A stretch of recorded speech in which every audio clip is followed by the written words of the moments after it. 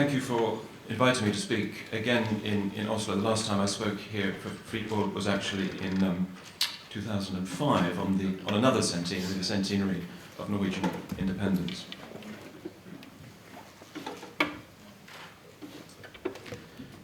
Well, let's go back to 1914, and it was a very good summer, a very fine summer, and I don't need to tell you that Scandinavians take their summers seriously.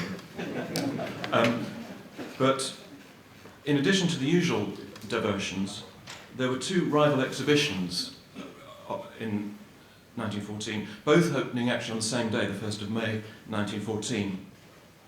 And one, you can see here, was the Norwegian Centenary exhibition, held in Frogner Park in Christiania. And of course you can see already from that rather blurred photograph, it's a very similar scene to today. Now of course the place is full of statues, but in those days it was the scene of a remarkably successful exhibition, celebrating the centenary of the Constitution and 100 years of separate statehood for Norway. Meanwhile, in Malmö, something else was happening, the Great Baltic exhibition. This reflected Sweden's growing industrial and commercial orientation eastward across the Baltic Sea. It focused on cultural links as well as economic ones, and had contributions from Denmark, Germany, and Russia, as well as Sweden. Both these exhibitions were designed as shop windows to advertise the remarkable industrial progress made by Norway and Sweden in recent decades, and both attracted thousands of visitors. But the Swedish exhibition proved unluckier than the Norwegian one, because when war broke out at the beginning of August, attendance at both exhibitions dropped dramatically, but the Norwegian exhibition recovered to reach 2 million visitors before it closed in the autumn. The Baltic exhibition, on the other hand, did attract 1 million visitors, but then suddenly had to close in August 1914, leaving little but a few souvenirs. And this is actually one of my souvenirs. I've photographed it myself. Quite a nice piece.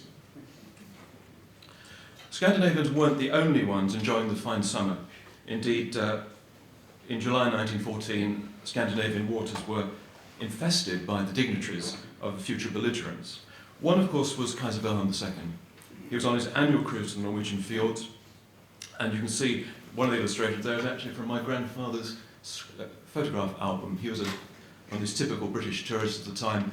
He photographed the Hohenzollern back in 1908, but you can also see Hohenzollern there at Balholm in July 1914.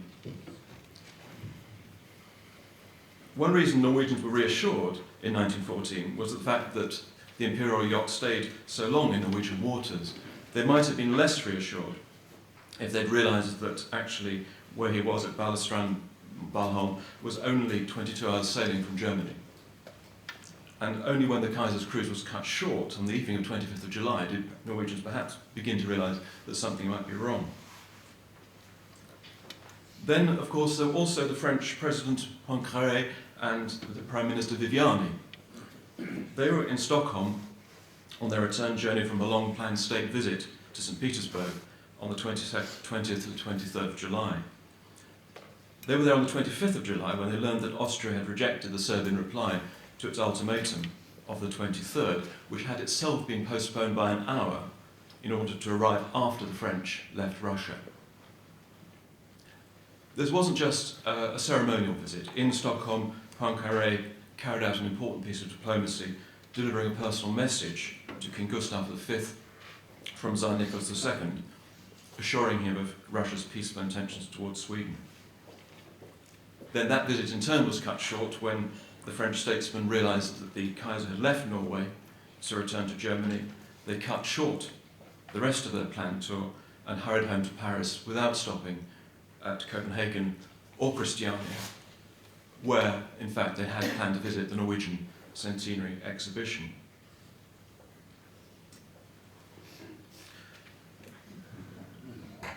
Many other Scandinavians were on holiday, including most of the leaders of society and politics.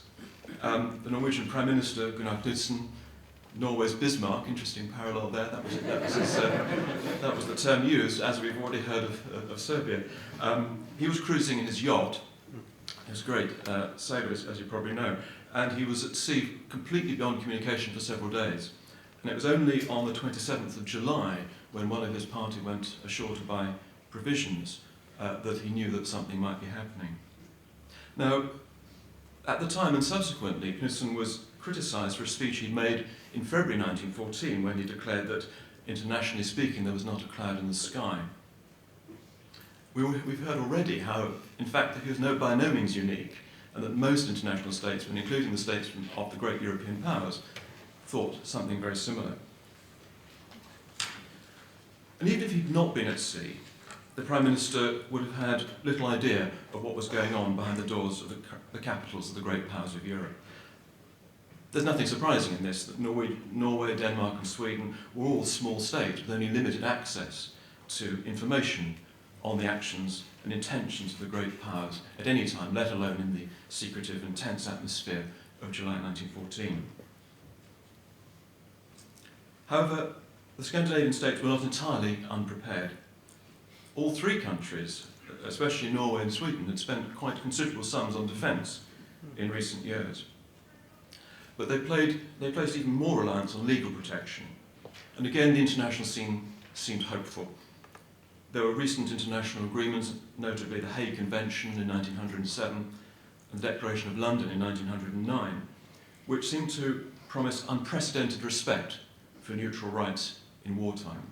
And they'd produced their own joint neutrality regulations in 1912. Scandinavia had also set a moral example, symbolically with the establishment of the Nobel Peace Prize, awarded by the Norwegian Parliament for the first time in 1901, and practically with the peaceful separation of Norway from Sweden in 1905. So self-congratulation seemed justified, and a monument celebrating 100 years of peace between Sweden and Norway was planned and built on the border between Sweden and Norway, where it was unveiled on the 16th of August 1914. Not a promising date. On the other hand, of course, they knew that war had broken out by that time. They did have a discussion about whether they should unveil the monument. They decided to carry on because, first of all, they did want to mark a century of Nordic peace, and secondly, of course, it would be a moral protest of some sort against the war. Not, I suppose, that most of the belligerents took much notice. But at that time, they couldn't anticipate what kind of war it would be. They thought, or many Scandinavians thought, they knew the answer. And what they thought would happen was that the wartime trade of Norway, Sweden and Denmark would proceed undisturbed. The only serious threat lay in the possibility that one or more of the Scandinavian states might be drawn into the war as an accidental consequence of a clash between the great powers. The most likely scenario, they thought, was a great sea battle between the British and German fleets off the coast of Norway. The Swedish military, meanwhile, feared a Russian assault on Sweden, perhaps as in 1809 towards Stockholm, across the Gulf of Bothnia, or alternatively driving across the far north in pursuit of an ice-free port in Norway. Why else, they thought, should the Russians have built railways across the heart of the Grand Duchy of Finland, or subjected the Finnish population to a policy of brutal Russification? This was not, of course, the war that actually happened. The Scandinavian countries didn't know it, but their wartime fates had been determined very largely by three decisions taken in Britain and Germany between 1912 and 1914. The first was in November 1912, when the German Navy abandoned the idea of an offensive strategy to focus instead on what they thought of as a tactically offensive but strategically defensive plan, which aimed at preventing a British attempt to blockade the North Sea ports, while seeking to bring their forces to battle if conditions were favourable in the southern part of the North Sea. Well, in fact, what that meant was that for most of the First World War, most of the High Seas Fleet stayed in port. The only time it ventured out in force was, of course, on the 31st of May 1916, where it met the Royal Navy at the Battle of Jutland, a battle that was actually a tactical victory for the Germans, but a strategic defeat, because, of course, the Royal Navy and Britain's geographical position ensured that even a very large battle won by the Germans was still not big enough. The second major decision before the First World War came in December 1912, when the British Committee of Imperial Defenses inquiry into trading with the enemy concluded that a blockade of Germany would be effective only if neutral countries were blockaded as well. They hadn't worked out how they'd do it, but that was already there in their thinking. The final decision was taken as late as July 1914, when the Royal Navy finally acknowledged that it could not enforce a close blockade of Germany. It would have to enforce what it called a distant blockade, running from the Shetlands across to Norway and from Dover across the English Channel. These three decisions, which the British and Germans barely understood the implications of themselves, effectively removed the danger of direct Scandinavian involvement in hostilities. There wouldn't be any battles fought on Scandinavian territory or in Scandinavian waters. But they ensured, on the other hand, that the Scandinavian countries would become directly involved in the economic confrontation between the Entente and the Central Powers. The blockade of Germany, which became one of the central pillars of British strategy, became a blockade of the Scandinavian countries as well. Now, of course, we can see that now, but it wasn't at all what seemed possible in July and August 1914. The Scandinavian countries had to somehow calculate their chances of staying out of the war. And the belligerents, for their part, didn't really know what the other parties would do, and whether their opponents might try to draw Scandinavia into the war in some way or other.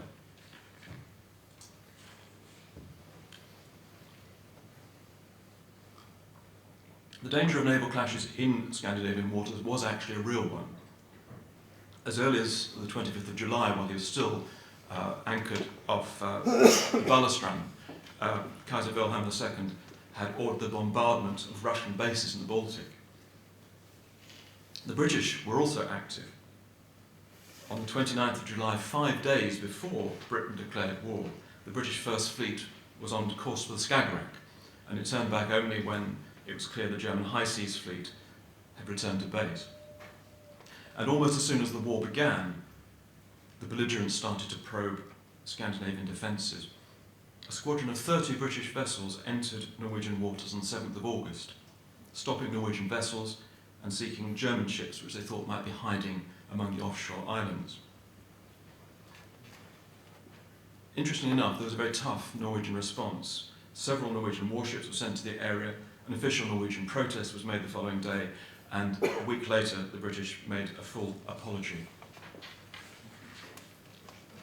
Something even more explosive nearly happened when, on the 9th of August, in an incident that remained completely unknown until after the war, a Russian fleet under Admiral von Essen left Kronstadt on course to the Swedish island of Gotland on the basis of a false report that a Swedish fleet was there ready to join forces with the Germans. And in fact, he only turned back at the very last minute.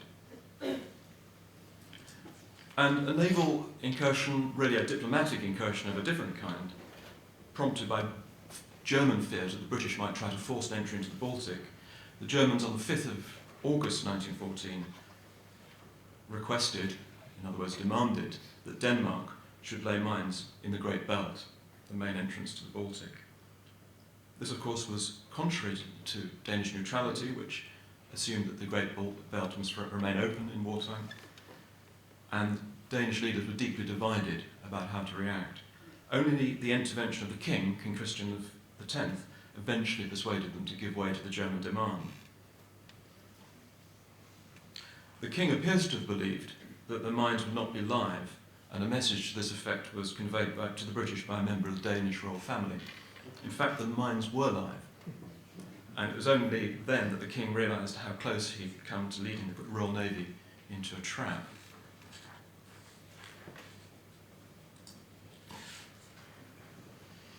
Since belligerent intentions were so uncertain, it was all the more important for the Scandinavian states to mount a credible defence of their neutrality.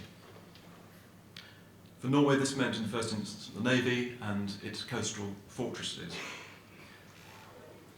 Norway had invested heavily in its Navy since the beginning of the century, and it was still building, or rather the British were building for the Norwegians, and its latest warship, Nidaros, had been launched on the Tyne as recently as the 9th of June 1914.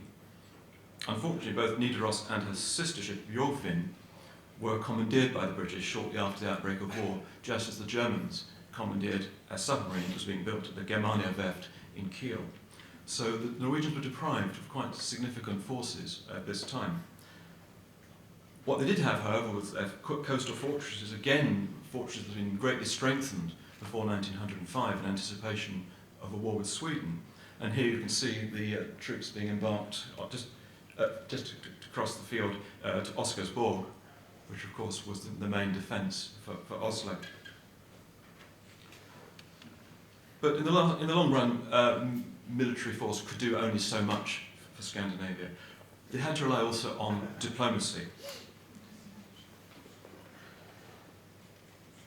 The most notable statement of neutrality was declared on the 8th of August 1914, when Sweden and Norway issued a declaration in which they affirmed their resolve to stay out of the war, and I quote, "to exclude the possibility that the state of war of Europe in any circumstances shall lead to one kingdom taking hostile measures against another."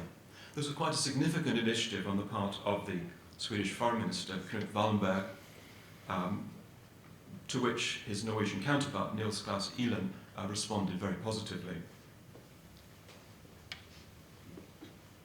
It didn't amount to much, perhaps, but it was an important symbolic statement of the improvement of relations that had taken place between the two countries since the trauma of 1905. What else could the Scandinavian countries do? Well, they could perhaps cooperate among themselves. Pan-Scandinavianism had been the great cause of the 19th century, but had failed when put to the test in 1848 and 1849, and again in 1864. And the separation of Norway and Sweden in 1905 had produced a further fault line. Would 1914 be any different? Would they reconcile the differences? And what would the belligerents do if the Scandinavian countries formed a united front? Well, you can see here they met quite frequently, but in practice, cooperation did not amount to very much. It's usually joint declarations, often watered down by one side or the other, and symbolic meetings. One of these, the very first, was the one you can see on the left here, when the three Scandinavian monarchs and their foreign ministers met at Malmö in December 1914. The next time the three kings met was at Christiania in 1917, but it never amounted to much. Each country increasingly went its own way, especially as the pressures of British and German economic warfare measures increased. While Denmark managed to appease both powers on the whole, and Norway tended to comply mostly with British requirements, Sweden remained vehemently opposed to British controls over its trade and appeared increasingly sympathetic to Germany. So we move really to the central experience of Scandinavia in the First World War, economic warfare.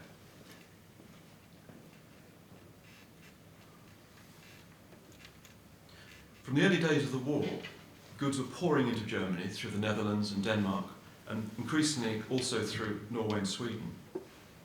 And this, of course, was something the British felt they had to do something about. And the British wartime measures against German trade directly contravened many of the pre-war restrictions on economic warfare that it had helped to promote. An increasing number of Scandinavian exports were added to the contraband list. On the 2nd of November 1914, the British blockade was tightened still further when the North Sea was declared a war area, and all neutral shipping was now required to call for inspection at British ports.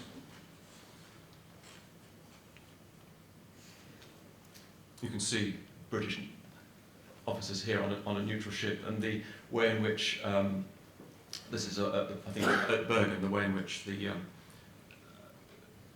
coal was being dragged out of bunker just to get what, at this point, the Norwegians were extremely short of it. Having imposed these measures, the British then had to make agreements with the Scandinavian countries to restrict trade with Germany.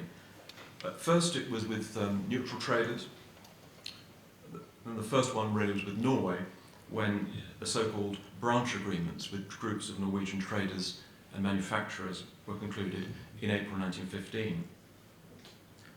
Denmark and Sweden were in a stronger position than Norway, so they focused on reaching agreements with governments. There was a war trade agreement with Denmark in December 1914 and one with the Swedish government a month later. Both countries, especially Sweden, were able to secure significant concessions from Great Britain. Sweden was in a very strong position, really, for much of the first half of the First World War. It was largely self-sufficient in foodstuffs. It was an important source of specialised metals and engineering products that the British needed. There did appear to be a real risk of Swedish intervention on the side of the Central Powers, and I'll come to that later. And Sweden also controlled the main route by which supplies reached Russia from the west. The railway line to Haparanda, at the head of the Gulf of Bothnia, from which goods were transferred to the end of the Finnish railway line at Tornio. Now, these early blockade measures were largely, in a way, a sort of three-way tacit bargain between Britain, the Scandinavian countries, and Germany. There was a lot of blind eyes being turned to trade with the other countries. But as the war became more intense, it became increasingly difficult to reconcile differences. And because Germany was in a weaker bargaining position than the Allies, it resorted to a more extreme measure, sinking ships. The Germans first proclaimed a policy of unrestricted submarine warfare in February 1915. There were too few submarines at that point to make the threat very effective. Nevertheless, the decision marked a new ruthlessness in the waging of war at sea. Further intensification occurred when the Germans launched a special submarine campaign off the coast of North Norway in retaliation for the British-Norwegian shipping agreement of August 1916. 11 small ships were sunk in 8 days, many of their crew dying of exposure in the cold waters of the Arctic Sea. And then finally came the German declaration of unrestricted submarine warfare on the 1st of February 1917. It was intended, of course, to starve Britain into surrender before America's entry into the war would shift the balance decisively in favour of the Allies. And it proved remarkably effective. Sinkings had already increased dramatically in the last months of 1916. They became far more prevalent in 1917. In April 1917, 25% of the ships leaving British ports failed to return, and the impact was more severe on Norway than on any other country. The ultimate outcome of the U-boat war for Norway was the loss of 1/2 of its merchant fleet and the lives of 2,000 merchant seamen.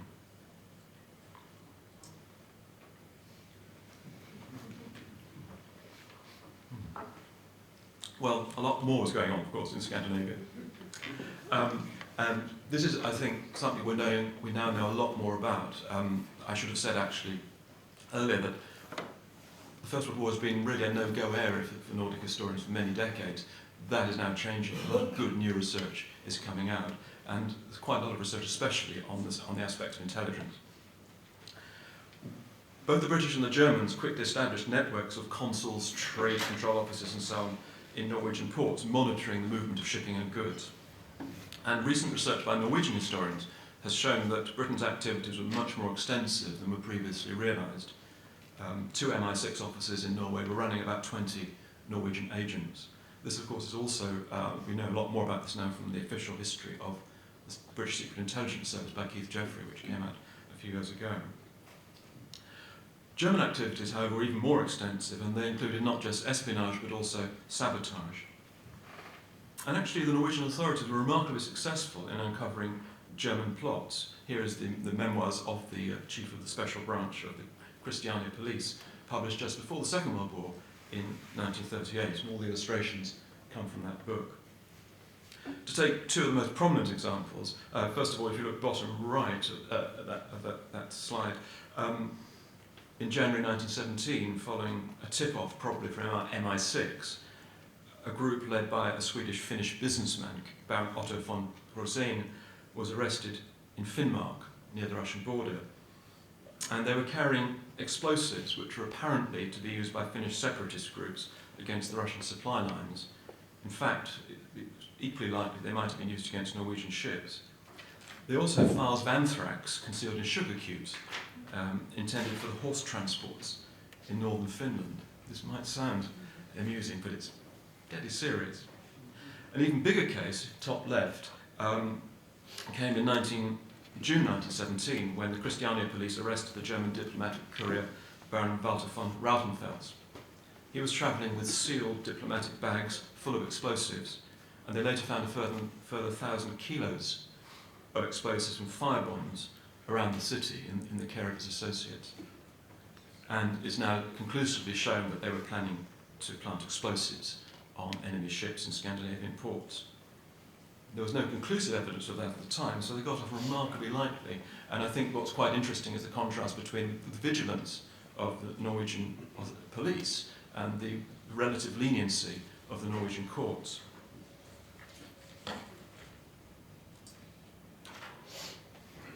There were some who argued that Scandinavians had a special mission to try to bring an end to the war or to alleviate suffering. And in fact, they did do a lot of work with prisoners of war across Europe. In Norway, the home of the Nobel Peace Prize, it was even suggested that the belligerents might choose the Norwegian capital for their peace conference. On the 100th anniversary of the Congress of Vienna, it was thought there might be a Congress of Christiania. I'm afraid it never happened. There were, however, more serious attempts to mediate. Some Swedish efforts, notably by King Gustav V, were too clumsy and too obviously intended to aid the Central Powers. The most sustained mediation effort was carried out by the King of Denmark's confidant, the shipowner H.N. Andersen, the founder of the Danish East Asiatic Company. Between the summer of 1914 and the spring of 1915, he was shuttling regularly between Britain, Germany, and Russia, but again without effect, for very good reasons. Neither side was interested in peace except on its own terms, and these were by definition unacceptable to their opponents. If they couldn't act as peacemakers, could they perhaps enter the war as active belligerents? Well, of course, only one country came into the category of possibility here, and that was Sweden. There was traditional hostility towards Russia and sympathy for Germany, and there were activists on both left and right, actually. On the right, there were those who saw the possibility of Sweden playing a great power role in the tradition of Gustavus Adolphus or Charles XII. But there was also a left-wing activist movement on the part of liberals and socialists seeking to liberate Finland from Russian rule. Now, at first, Germany showed no active interest in drawing Sweden into the war, but strong activist pressure came from Sweden, while German priorities began to change following the failure of H.N. Andersen's two mediation missions to Petrograd at the beginning of 1915, and their shift, the German shift, towards trying to secure a military victory in the east. So in June 1915, one does see the beginning of German overtures towards Sweden. There was at that time an offer of an alliance to King Gustav, the bait being a future Swedish empire, including Finland and the Baltic provinces, thus in a way restoring Sweden's 16th, 17th century position. And the culmination of these efforts was the mission of Prince Max of Baden to Stockholm in November 1915. The German leadership seems to have been confused in a way about what it wanted, and Prince Max's instructions were contradictory. But Prince Max's instructions still emphasised the goal of obtaining an alliance with Germany and a military convention with a view to joint operations against Petrograd. In return, Germany offered economic support, Swedish sovereignty over the Åland Islands, an independent Finland as a buffer state against Russia, and membership of a German-led customs union. Well, now the offer had become concrete, of course the Swedes began to get cold feet, and the Swedish king returned a negative answer. He told Prince Max that Sweden could not go to war against Russia without some cause that would unite the whole country. And despite his hankerings, perhaps, the king knew that the Swedish population would never go to war for the dream of Swedish hegemony in the north. So despite later scares, that was really the autumn of 1915 was the last point at which a Swedish intervention seemed at all possible. More plausibly, the Scandinavian states might have become victims of aggression, especially as the war became more intense. Both sides, from 1916-1917 onwards, increasingly turned to the idea of active military, naval or air intervention in Scandinavia, or perhaps rather feared that their opponents might be doing so. In the autumn of 1916, for example, the French asked the British to do everything possible to encourage Norway to resist German pressures, as well as to consider occupying bases on the Norwegian coast. Their fear was actually that the Germans might bomb Norsk Hydro's nitrate factories, on which, of course, the Allies, especially France, were dependent for the manufacture of explosives and ammunition. And the Norwegian government itself feared Zeppelin attacks. And as this image shows, this was well within German capability. This takes us back to what Chris was talking about just now, about the Italians and the dirigibles. This Zeppelin, this image of the Zeppelin which crashed in Hafrsfjord, I did quite a lot of research on this with my Norwegian road maps, and I realised this is really virtually in the suburbs of Stavanger. Would that be true? So it's almost a direct threat to one of Norway's major cities. It didn't happen, but it might have done. And both the German and the British navies debated the pros and cons of extending naval operations into Norwegian waters, or perhaps even seizing bases on Norwegian territory. In 1916, at the end of 1916, Admiral Beatty, the Commander-in-Chief of the Grand Fleet, pressed for the permission to infringe Norwegian territorial waters in order to intercept the traffic in contraband. And he said, if the result was to involve Norway in the war, and I quote, "Even with Norway as an enemy, the situation would permit of the more effective use of our naval power, whilst with Norway as an ally, the general strategic position would be immensely relieved." He came back to the idea at the beginning of 1918, and in March 1918, the Admiralty drew up detailed plans for the establishment of a base at Stavanger. This was in connection with a plan to extend the northern barrage into Norwegian waters. The Norwegian barrage was an American idea, which was actually put into effect of putting a huge anti-submarine barrier right across the North Sea. And by the time they got to close to the Norwegian coast, they had to think about what they were going to do next. Otherwise, Norwegian waters would still be a route for German submarines. As the Norwegian resisted Allied diplomatic pressure to lay mines themselves, the Allies did start to think about whether they should move into Norwegian waters to lay mines in face of Norwegian resistance. Here, however, Admiral Beatty, which I find rather surprising after his earlier belligerence, drew the line. He argued that quite apart from the practical difficulties, notably the fact the likelihood that the Norwegians would sweep the mines as soon as they were laid, echoes here at 1940, those who are interested in such things. It might do irreparable injury, he's put it, to the good relations of two friendly navies and two friendly countries. And privately to his officers, he spoke even more forcefully. Again, I quote, "It would be most repugnant to the officers and men in the Grand Fleet to steam in overwhelming strength into the waters of a small but high-spirited people and coerce them. If blood were shed, it would constitute a crime as bad as any the Germans had committed elsewhere." So there was quite strong moral arguments for constraint on the British side.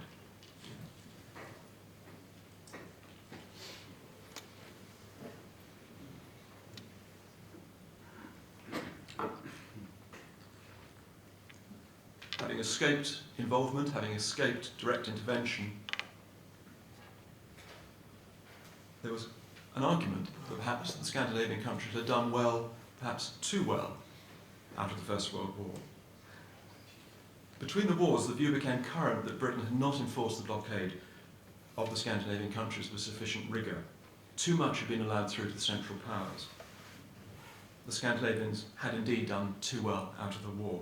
This was the line put forward by Britain's former naval attaché to the Scandinavian countries, Admiral Consett, in his book, The Triumph of Unarmed Forces, published in 1923. And it was also the theme that ran through A.C. Bell's Official History of the Blockade, written in 1937, but not made public until 1961. Consett argued, among other things, that Britain had been far too worried about the danger of Scandinavian intervention in the war. The Russians had repeatedly urged moderation on Britain. No less a figure than Kitchener had argued, and I quote, "The neutrality of Sweden is more important at the present time than preventing food and contraband reaching Germany." Consett's reply to these arguments was blunt, and I quote, "To Sweden's threat to join Germany, the proper reply was join. To Germany's threat to invade Denmark, the proper reply was invade." Britain in other words, had far more to gain than to lose if Scandinavia were involved in the war. And this, he said, should have been perceived more clearly by the British authorities at the time.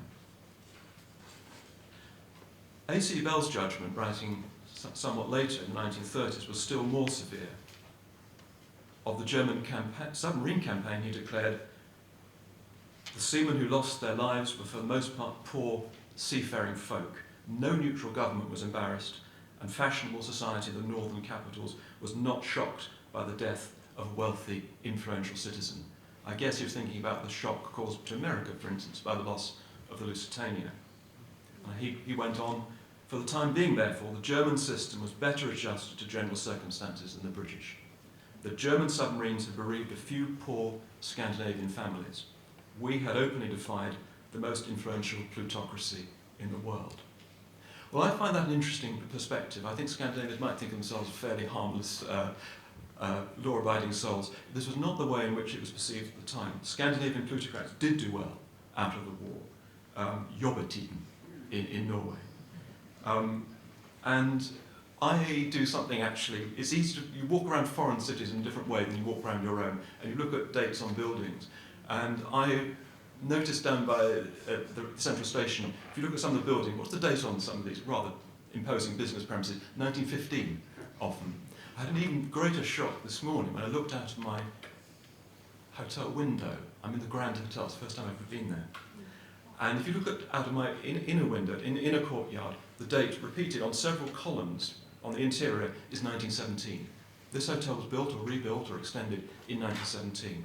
Now I find that interesting because you can't imagine any such building being constructed in Britain or France or Russia or Germany in that year. And I think no belligerent country would have proclaimed 1917 as a year worth remembering. So Scandinavians did do well out of the war. Ship owners in Norway made huge profits and they spent them prodigally. Much the same could probably be said of Danish farmers or Swedish timber exporters. But of course, the sacrifices of the war were not forgotten. The Norwegians first built a memorial to their dead seamen. The Danes built one in 1928, and finally the Swedes in 1933. Was this enough? No, said Nordahl Grieg.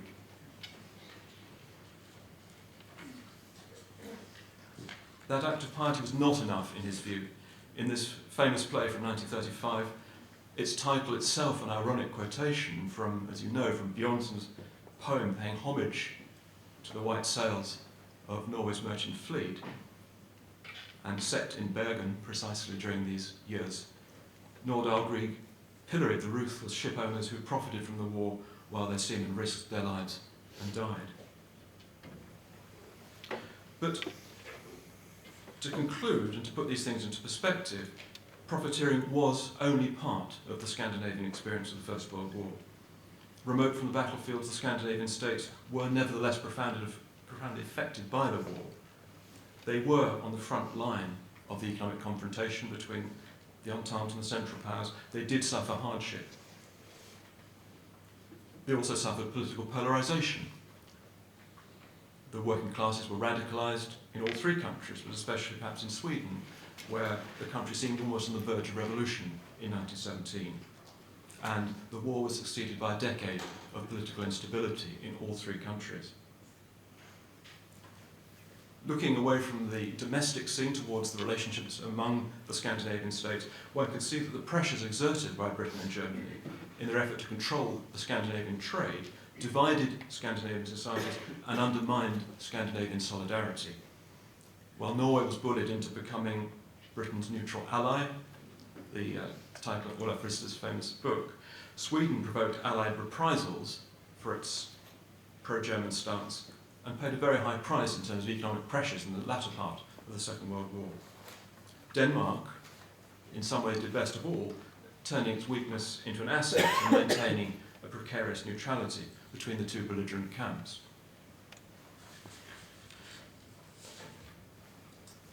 Nevertheless, however heavily compromised, all three countries had preserved their neutrality. They had stayed out of the war. So the principal lesson they learned from the war, and the lesson that shaped their defence and foreign policies over the next 20 years, was that in the last resort, neutrality worked. Unfortunately, as the events of 1940 proved, they were wrong. Thank you.